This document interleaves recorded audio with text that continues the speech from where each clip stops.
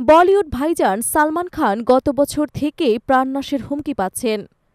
এই ঘটনার পেছনে রয়েছে গ্যাংস্টার লরেন্স বিশনোই। হত্যার হুমকির পর সালমান খানের ঘনিষ্ঠদের দিশেহারা অবস্থা। কঠোর নিরাপত্তার মধ্যে এখন তিনি সব জায়গায় চলাফেরা করেন। শুধু তাই নয়, সালমানের গতিবিধিও বর্তমানে নির্দিষ্ট করা। তার জীবন এখন ঘুরপাক খায় শুধু বাড়ি আর শুটিং সেটের মধ্যে, কিন্তু যাকে নিয়ে এত কাণ্ড সেই সালমানের যেন কোনো চিন্তাই নেই। বলা চলে তিনি রীতিমতো বেপরোয়া।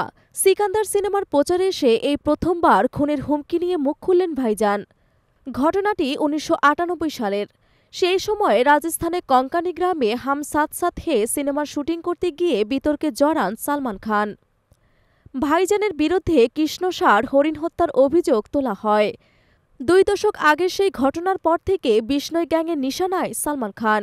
একাধিকবার বলিউডের ভাইজানকে খুনের হুমকি দিয়ে খবরের শিরোনামে জায়গা করে নিয়েছেন কুখ্যাত গ্যাংস্টার লরেন্স বিশনোই।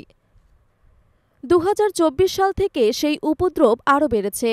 মাসখানেক আগে গ্যালাক্সি অ্যাপার্টমেন্টের বাইরে গুলি চালানো, বিদেশে সালমানের বন্ধু গায়কের বাড়িতে হামলা, তারপর গত বছর অক্টোবর মাসে সালমানের ঘনিষ্ঠ বাবা সিদ্দিকির খুন।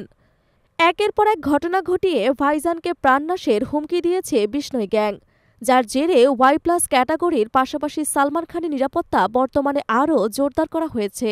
নিজের নিরাপত্তার জন্য দুবাই থেকে ২ কোটি রুপি খরচ করে বুলেট প্রুফ গাড়িও এনেছেন ভাইজান। এমনকি তার বাংলোর পুরো বারান্দা ঢেকেছেন বুলেট প্রুফ কাচে।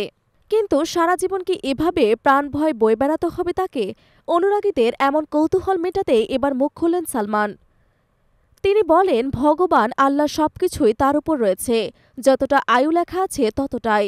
আমি এটাই শুধু বিশ্বাস করি। মাঝে মাঝে এত লোককে সঙ্গে নিয়ে চলতে হয়, শুধু সেটাই সমস্যা হয়ে যায়।